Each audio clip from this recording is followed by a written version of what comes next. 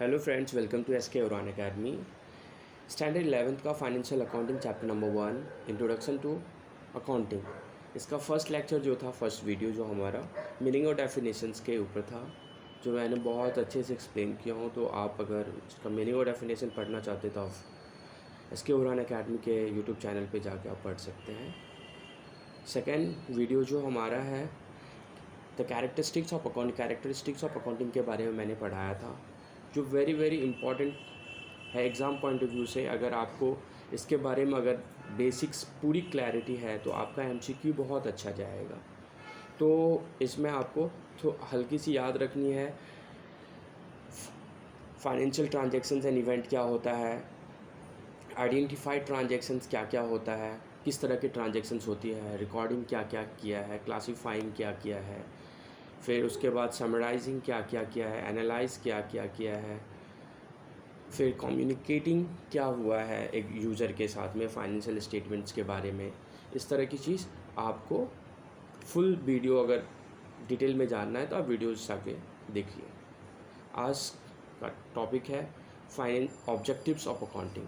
Major objective क्या होता है, ऑब्जेक्टिव मतलब क्या है, उसका इम्पोर्टेंस क्या है कि अकाउंटिंग का। तो there are 6 objectives of accounting and the first one जो हमारा है मेंटेनिंग अकाउंटिंग रिकॉर्ड्स। अकाउंटिंग का क्या रिकॉर्ड करते हैं? The objective of accounting is to record the financial transactions and event. क्या रिकॉर्ड करते हैं? मेन ऑब्जेक्टिव क्या है इसका? The financial transactions and events of the organizations in the books of account in a systematic manner and किसको follow करते हैं? Principles of accounting को, जो हमारा रूल्स एंड रेगुलेशंस है अकाउंट्स में किस तरह से रिकॉर्ड किया जाता है। ऐसे नहीं कि आपको जिस तरह से मन किया आप कुछ भी रिकॉर्ड कर लें, इस तरह से अकाउंटिंग में नहीं होता है। तो बेसिकली आपको क्या याद रखना है? सिस्टमेटिक मैनर से और किसके रूल्स पे? अकाउंटिंग प्रिंसिपल्स के रूल्स पे आपको काम करना है इस चीज़ में, ठीक है। डिटरमाइनिंग, सेकंड पॉइंट जो है determining profit and loss. Profit and determine का मतलब क्या होता है? आपके पास प्रॉफिट हो रहा है कि लॉस हो रहा है, उस चीज़ के बारे में आपको कहाँ से पता चलेगा? आपको इनकम स्टेटमेंट से पता चलता है, और इनकम स्टेटमेंट को क्या कहते हैं? Trading and profit and loss भी हम कहते हैं, ठीक है। तो इसको डिटेल में हम आपको एक्सप्लेन कर दे रहे हैं। The another objective of accounting is to determine whether during the accounting period the firm has earned the profit and incurred a loss. Either profit हुआ होगा या लॉस हुआ होगा, दोनों आपको इससे पता चलेगा। For this purpose the statement called income statement, अब प्रॉफिट और लॉस जानने के लिए आपको क्या करना पड़ेगा? इनकम स्टेटमेंट, दैट मीन्स वो प्रॉफिट एंड लॉस अकाउंट बनाते हैं। 11th स्टैंडर्ड में ही आपको बेसिक आइडियाज़ लगेगा। और trading and profit and loss account जो है, आप बेसिक अगर देखेंगे तो एक आपका ट्रेडिंग अकाउंट बनेगा, फिर सेपरेट पेज पे आपका प्रॉफिट एंड लॉस बनता है। तो इस तरह से, but when you come in the 12th standard, आपका trading and profit and loss account एक साथ ही बनाया जाता है एग्ज़ाम पॉइंट ऑफ व्यू से। तो नेक्स्ट देखिए, the revenue resulting from the transactions for the periods are transferred to credit and expense are transferred to debit, ठीक है। तो अगर रिवेन्यू मतलब इनकम अगर जनरेट होता है तो किस साइड में? क्रेडिट साइड में डालते हैं, और एक्सपेंस जो है अगर खर्चे हुए हैं तो उसको हम डेबिट साइड में डालते हैं। The difference between the two side is either profit और लॉस। अगर आप डेबिट साइड ज़्यादा है और क्रेडिट साइड कम है, दैट मीन्स ये क्या है? हमारा लॉसेस है। अगर क्रेडिट साइड ज़्यादा है, डेबिट साइड कम है, तो ये हमारा क्या है? प्रॉफिट है। इस तरह से चीज़ें आपको जब प्रैक्टिकल्स करेंगे तब आपको पता चलेगा। This is for MCQ purpose I am explaining.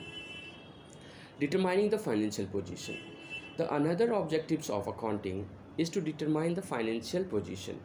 क्या फाइनेंशियल पोजीशंस क्या है, उसकी स्टेटस क्या है? अब आज के डेट में अगर आपकी बोलेगा आपकी कंपनी की स्टेटस क्या है, फाइनेंशियल पोजीशंस क्या है, तो आपको समझ आना चाहिए कि क्या स्टेटस है। उस स्टेटस को जानने के लिए हम कहाँ से जानते हैं? From balance sheet. It is known from balance sheet which shows the values of assets on one side and liabilities on both other side।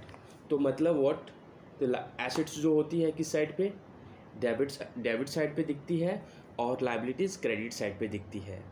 ठीक है, ये आपको क्लैरिटी होनी चाहिए कि एसेट्स ऑलवेज डेबिट होता है और लाइबिलिटीज़ ऑलवेज क्रेडिट होता है। The financial statement as is income statement, जैसे कि फाइनेंशियल स्टेटमेंट को भी हम क्या कहते हैं, फाइनेंशियल स्टेटमेंट को भी हम फाइनेंशियल स्टेटमेंट को इनकम स्टेटमेंट ही कहते हैं। ठीक है, that is the profit and loss account. Income statement बोलिए, trading profit and loss account बोलिए या फाइनेंशियल स्टेटमेंट बोलिए, these are all the same. ठीक है, accounting provide the financial informations to assets, assist the management in discharging this functions. Discharging of this function मतलब what, if the organizations को proper informations नहीं है तो कुछ चीज़ को सॉर्ट आउट कर सकते हैं और उस पर काम करेंगे। ठीक है, तो 5th पॉइंट हम देखते हैं, providing accounting information to user. अगर यूज़र इंटरनल और एक्सटर्नल इन्फॉर्मेशंस उसके पास है और जो उसकी रिक्वायरमेंट है वो अपने हिसाब से उस चीज़ को देखेंगे, then user can invest in your organisation, in your company.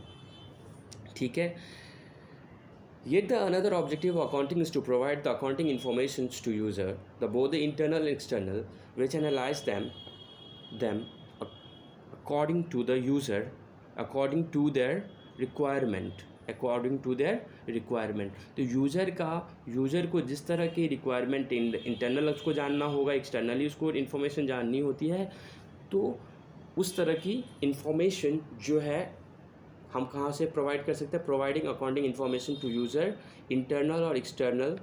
हम उस तरह से बताया जाता है कि अगर आपको, चलो मुझे एक्सटर्नली इन्फॉर्मेशन जाननी है तो आप एक्सटर्नली से नोट्स पढ़ोगे, इंटरनली भी जानना है उस तरह से।